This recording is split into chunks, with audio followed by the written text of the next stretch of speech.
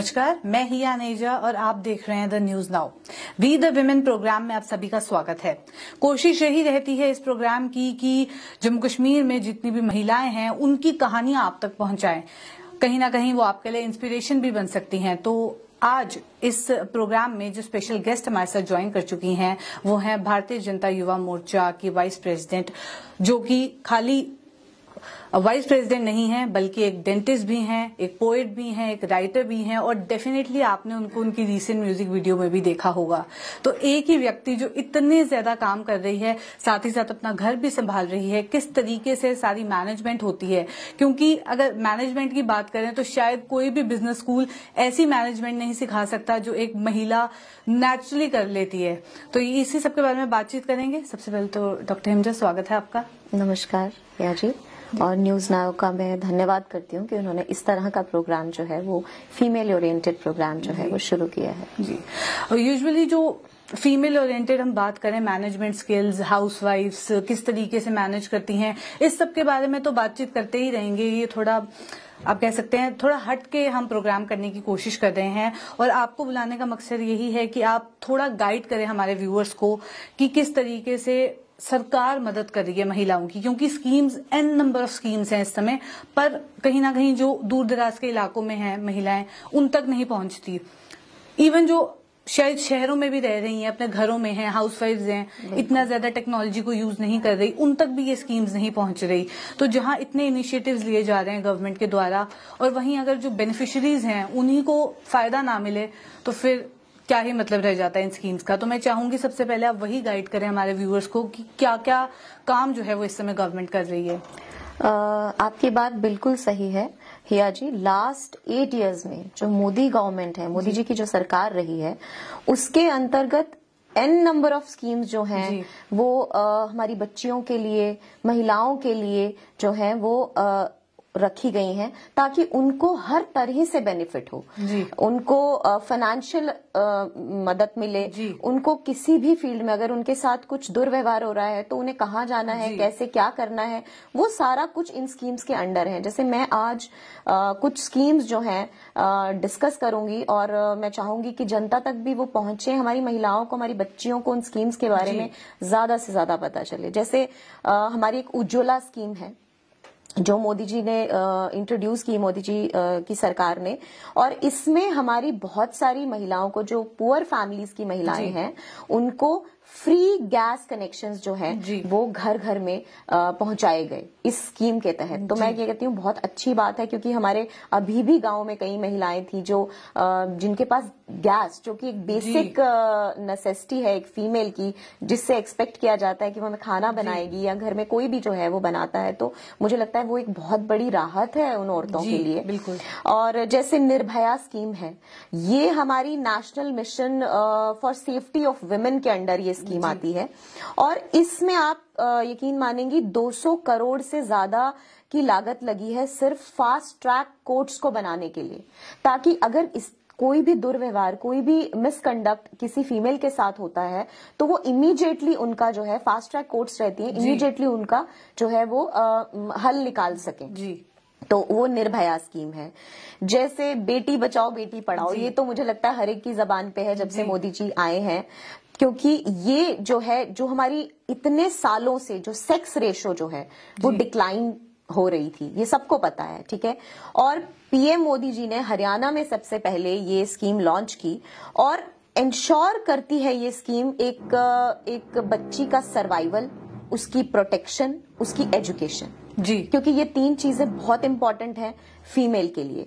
तो इस स्कीम के अंडर कई क्रिएटिव अवेयरनेस प्रोग्राम्स किए जाते हैं, जो कि हमारी पार्टी भारतीय जनता पार्टी जो है वो टाइम टू टाइम करती रहती है, ठीक है। सुकन्या समृद्धि योजना है, ये 2015 में लॉन्च हुई थी, ये भी मोदी गवर्नमेंट के अंडर ही हुई है और पहले ये स्कीम 10 साल तक के लिए ही, 10 साल तक की बच्चों के लिए ही सीमित थी, पर अब इसे बढ़ाकर 18 साल तक कर दिया गया है। और इस स्कीम के अंडर जो एक रहता है पेरेंट्स को, जैसे जो गरीब परिवार की बच्चियां हैं उनको, उनके पेरेंट्स को एक डर रहता है इनकी एजुकेशन कैसे कराएं, उस चक्कर में उनको पढ़ने नहीं भेजते या उनकी मैरिज करेंगे तो वो पैसा बचा लेते हैं। तो ये स्कीम जो है वो इस तरह के लोगों को फायदा पहुंचाती है सुकन्या समृद्धि योजना। और इसमें एक लाडली स्कीम भी है जो कि हमारे जम्मू कश्मीर में भी इम्प्लीमेंटेड है।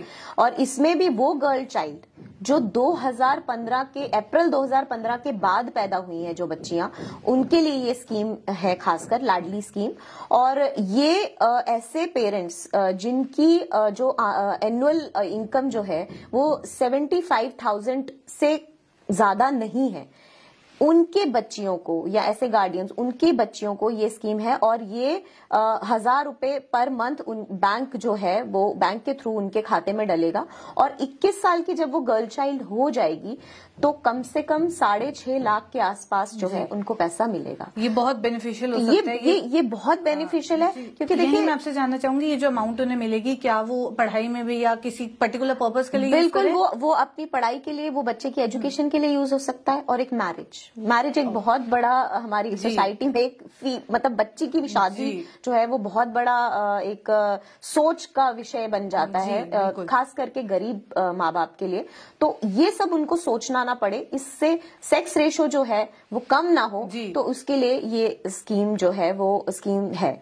अब अगर बात करूंगी कि फीमेल पे जो अब्यूज होता है, जो भी, चाहे वो मतलब फैमिली बेस्ड वायलेंस हो, या उनके ऊपर कोई एसिड अटैक हो, या फिर कोई भी सेक्सुअल हरासमेंट उनके ऊपर होती है, या रेप केसेस होते हैं, तो बहुत सारी महिलाओं को पता ही नहीं होता है कि जाना कहाँ है। तो उसके लिए वन स्टॉप सेंटर जो है वो हमारी सरकार ने बना रखे हैं कि महिलाएं वहां पर जाएं और उनको वहां पर मेडिकल असिस्टेंस मिलेगी, उनको लीगल हेल्प मिलेगी जो उनको चाहिए, और उनको काउंसलिंग भी वहीं पर मिलेगी। काउंसलिंग सर्विसेज भी हैं वन स्टॉप। तीनों चीजें बहुत, अगर आप इंडिविजुअली लें तो एक्सपेंसिव रहेंगी। यस, अगर हम इंडिविजुअली लेते हैं तो ये पहली बात तो हम इंडिविजुअली जाने का, ऐसी लेडी जो इतनी ट्रॉमेटाइज्ड होती है उसको इंडिविजुअली ऐसी जगह कहीं बाहर अलग अलग जगह जब जाना पड़ता है तो वो उसको मेंटल और फिजिकल ट्रॉमा बोथ रहता है, तो उसके लिए वन स्टॉप सेंटर्स हैं। फिर हमारा एक स्कीम है वर्किंग विमेन हॉस्टल स्कीम। इसके तहत जो वर्किंग फीमेल्स हैं उनके लिए हाउसिंग फैसिलिटी हो, और जो हमारी उनके जो जैसे वर्किंग फीमेल्स के बच्चे भी रहते हैं तो उनके लिए भी ऐसी एमिनिटीज हो कि वहां पर बच्चे भी जो हैं वो मतलब बच्चे हर्डल ना बने, मतलब बच्चों के साथ भी एक मदर ये जो है। थोड़ी आएगा डिफरेंट स्कीम है जो लोगों को ज्यादा नहीं पता, पढ़ाई को लेके, शादी को लेके फिर भी स्कीम्स पता है, पर वर्किंग विमेन हॉस्टल स्कीम भी है जी। तो और विमेन हेल्पलाइन नंबर्स हैं जो 24/7 जो है वो काम करते हैं। किसी भी तरह की इमरजेंसी एक फीमेल को पड़ती है, कोई मतलब कोई भी दुर्घटना उसके साथ घटित हो जाती है तो वो इन हेल्पलाइन नंबर्स पे कॉल कर सकता है। तो इस तरह की बहुत सारी स्कीम्स हैं जी। ये तो बात रही कि क्या कुछ स्कीम्स हैं, किस तरीके से इन्फॉर्मेशन पास ऑन की जाए, और जितने भी लोग देख रहे हैं, अगर आपके आसपास कोई है जो शायद इन स्कीम्स के बारे में नहीं जानता, आप भी उन लोगों तक पहुंचाएं। डॉक्टर हिमजा, आपसे जानना चाहूंगी कि इतनी आप हेल्प भी करती हैं लोगों की, पॉलिटिकली भी इन्वॉल्व हैं, साथ ही साथ आप एक डेंटिस्ट भी हैं, उसके बाद भी आप कैसे टाइम निकाल लेती हैं कि आप कुछ पोएम्स भी लिख लें, कुछ आप जो लिखती हैं आप बहुत बहुत प्यारा लिखती हैं, मैं चाहूंगी आप व्यूअर्स के साथ भी शेयर करें, और उसके बाद आप एक वीडियो में भी आई, इतनी प्यारी वीडियो आपने जो है वो की, तो कैसे आप टाइम मैनेज करती है? देखिए, टाइम मैनेज करने की बात है, बहुत सारे लोग मुझसे यही क्वेश्चन पूछते हैं और मैं बार बार यही जवाब देती हूँ कि मेरी फैमिली का उसमें बहुत बड़ा योगदान है। मतलब my family is very supportive, और मैं सबको कहती हूँ कि आप एक फीमेल की स्ट्रेंथ बनिए, उसकी सपोर्ट बनिए, तो वो वंडर्स कर सकती है। कुछ ना कुछ तो काबिलियत सब में रहती ही है, ऐसा नहीं है कि मुझ में है, आप में है और किसी में नहीं है, एवरीबडी हैज। तो वो समय बस उनको जगाने की जरूरत होती है कि नहीं आप कर सकती हो, आप कर पाओगी। तो इस तरह से अगर हो तो समय भी निकाल सकता है इंसान, ऐसी बात नहीं है। अगर अपनी, और मैं कहती हूँ कि हॉबी एक ऐसी चीज है, अगर आप उसको परस्यू करते हो, जैसे मेरी सिंगिंग है, राइटिंग है, मुझे अच्छा लगता है लिखना, और लिखती मैं उन्हीं चीजों पे हूँ मोस्टली जो मैं अपने आसपास होता देखती हूँ। कुछ पॉजिटिव मेरा उसमें मोटो रहता है कि मैं कुछ ना कुछ पॉजिटिविटी जो है वो समाज को दे सकूं। अगर मेरे वर्ड्स किसी के लिए पॉजिटिविटी का काम करते हैं तो वो मेरे लिए बहुत अच्छी बात है। और मतलब वो एक सेवा भाव जो है ना वो रहता ही है। तो उस चक्कर में आके मैं सारा ये सब करती हूँ, लिखती हूँ या जो भी है। तो आप लिखती भी बहुत अच्छा है और गाती भी आप बहुत अच्छा है, तो मैं चाहूंगी व्यूअर्स को कुछ 1-2 लाइंस अगर आप सुना दें। हाँ, मैं जरूर सुनाऊंगी क्योंकि गाना मेरी हॉबी है जी। तो मैं ज्यादातर डोगरी में गाती हूँ क्योंकि डोगरी मेरी मदर टंग है, तो मुझे अच्छा लगता है उसमें गाना, उसमें लिखना, उसमें बात करना। तो आज डोगरी में ही कुछ सुनाऊंगी, 2 लाइनें। संजा पई गईया चित कम लाए जंदा, संजा पई गईया चित कम लाए जंदा, जीने जाए परदेसे लाए डेरे, जीने जाए परदेसे लाए डेरे, उने बेरिए दा चेता आए जंदा, संजा पई गईया चित कम लाए जंदा। बहुत बढ़िया। तो आपने ये कहीं से ट्रेनिंग ली है गाने की, नेचुरली आपकी इतनी अच्छी आवाज है? नहीं, मैंने बहुत फॉर्मल ट्रेनिंग तो मैं नहीं ले पाई क्योंकि बहुत चीजों में एनग्रॉस हो गई, बट फिर भी हाँ सीखती हूँ, जब मौका मिलता है तब सीखती हूँ, गाती हूँ, अपना गले को धुन में रखती हूँ ताकि मैं कुछ ना कुछ गाती रहूं। तो यहीं से मैं जानना चाहूंगी, जैसे आपके पास कोई स्किल है उसको पॉलिश करना बहुत ज्यादा इम्पोर्टेंट है। तो अगर हम लड़कियों को पढ़ा भी रहे हैं पर उसके बाद वो मैरिड हो गई, उनकी शादी हो गई, उसके बाद वो हाउसवाइफ बन के रह गई और उन्होंने कभी कोई काम नहीं किया या टेक्नोलॉजी ड्रिवन नहीं रही उतना ज्यादा, तो कहीं ना कहीं स्किल को पॉलिश करते रहना टाइम टू टाइम बहुत ज्यादा इंपॉर्टेंट है। वैसी भी कुछ स्कीम्स हैं कि जहां महिलाओं को स्किल डेवलपमेंट कराई जा रही है, या जो बिजनेस कर रही हैं, एंटरप्रेन्योर्स हैं, जो अभी देखा जाए तो शार्क टैंक इंडिया तक पहुंच गई हैं, जम्मू कश्मीर से भी लड़कियां आ गई हैं वहां पे, तो वैसा कुछ गवर्नमेंट उस चीज में हेल्प कर रही है? बिल्कुल ऐसी स्कीम्स हैं, जैसे महिलाएं हाथ एक स्कीम है, ये 2016 में जो है वो हमारी ministry of women and child development के अंतर्गत ये आती है, और ये ऐसी फीमेल्स को मतलब एम्पावर करती है जो एंटरप्रेन्योर्स बनना चाहती हैं, ठीक है, और उनको टेक्नोलॉजी का यूज कैसे करना है, क्योंकि स्किल तो रहता है पर आजकल टेक्नोलॉजी का जमाना है ना। तो ये इस स्कीम के अंतर्गत ऐसी महिलाओं को टेक्नोलॉजिकली साउंड किया जाता है और इंटरनेट प्लेटफॉर्म्स पे वो अपनी चीजों की सेलिंग कैसे कर सकती हैं, ये भी उनको इस स्कीम के अंतर्गत सिखाया जाता है। चाहे वो फिर उसमें क्लोथिंग है, फैशन एक्सेसरीज हैं, कोई सेरामिक्स है, कोई हैंडीक्राफ्ट है, कुछ भी काम अगर ऐसी औरत करती है तो उसकी एंटरप्रेन्योरशिप को एनहांस करने के लिए, उसकी स्किल्स को एनहांस करने के लिए टेक्नोलॉजी का यूज करना और उसको इंटरनेट प्लेटफॉर्म्स पे वो सेल कैसे करेगी, ये सब इस महिलाएं हाथ की स्कीम के अंडर आता है। तो ये भी हमारी गवर्नमेंट की एक बहुत अच्छी स्कीम है। और फिर क्योंकि ये महिला को एक इकोनॉमिकल और एक फाइनेंशियल इंडिपेंडेंस देती है ये स्कीम जो है। और जैसे महिला शक्ति केंद्र है हमारे यहाँ पर, वो भी जैसे 920 महिला शक्ति केंद्र जो हैं वो स्थापित किए गए हैं, जिसमें से 115 महिला शक्ति केंद्र ऐसे हैं जो बहुत ही ऐसे डिस्ट्रिक्ट्स में बनाए गए हैं जहां पे बहुत पुअर फीमेल्स हैं but they have some skill, ठीक है। तो उनके टैलेंट की ग्रोथ के लिए उनको वो काम मिल सके, so that they can find work for that, या फिर उनकी डिजिटल लिटरेसी करवा सके हम, तो वो ये महिला शक्ति केंद्र जो हैं वो ये काम भी करते हैं। तो उससे क्या होता है कि एक महिला के जीवन की क्वालिटी, उसका हेल्थ केयर के बारे में सोचना, उसकी एजुकेशन, उसकी वर्क अपॉर्चुनिटीज, उसका मतलब ओवरऑल उसकी जो डेवलपमेंट है वो इन महिला शक्ति केंद्रास में जो है वो होती है।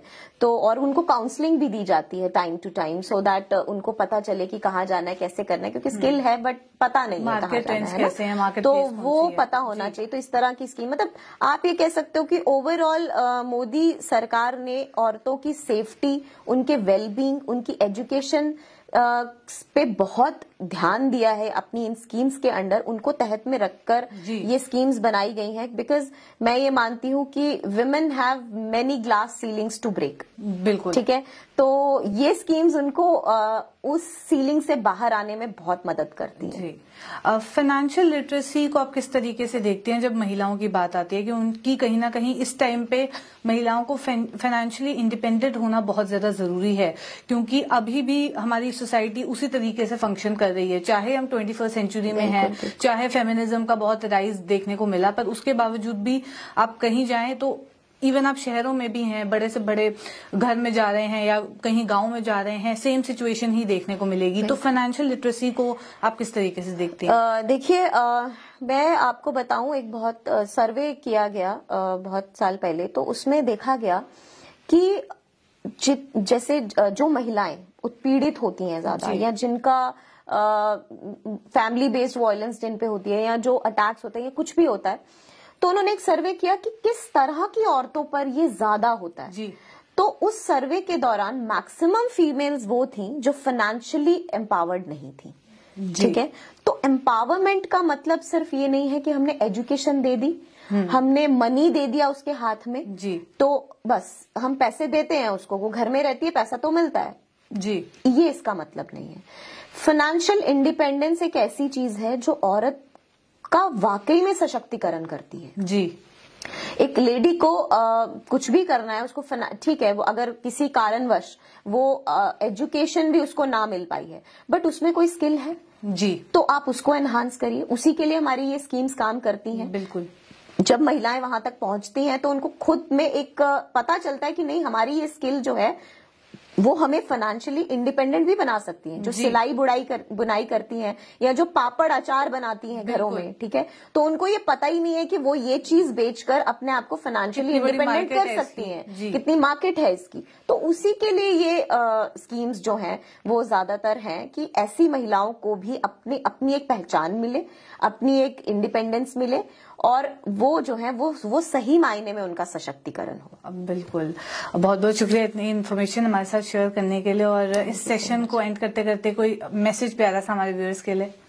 देखिए, मैसेज, अब ये विमेन शो है तो विमेन पे ही बात होगी, तो मैं यही कहूंगी कि पहली बात, जितनी भी मैंने स्कीम्स जो हैं वो बताई, आप इन स्कीम्स पे ध्यान जरूर दीजिए। अगर अवेयर कीजिए लोगों को, अगर आप पढ़े लिखे, हम जैसी महिलाएं, आप जैसी महिलाएं जो पढ़ी लिखी हैं, किसी ना किसी माध्यम से उन महिलाओं को अवेयर करें जिनको इन स्कीम्स के बारे में नहीं पता है, सो दैट वो भी कंधे से कंधा मिलाकर चल सके अपने घर में, समाज में, सबके साथ। तो उनके ऊपर फिर हो सकता है कि जो वायलेंस है, जो उत्पीड़न है, वो भी थोड़ा कम होगा, क्योंकि जब उनमें एक शक्ति की भावना आ जाती है ना, जब किसी में, जब कोई लेडी जो है उसका सशक्तिकरण होता है तो उसमें शक्ति की भावना आती है।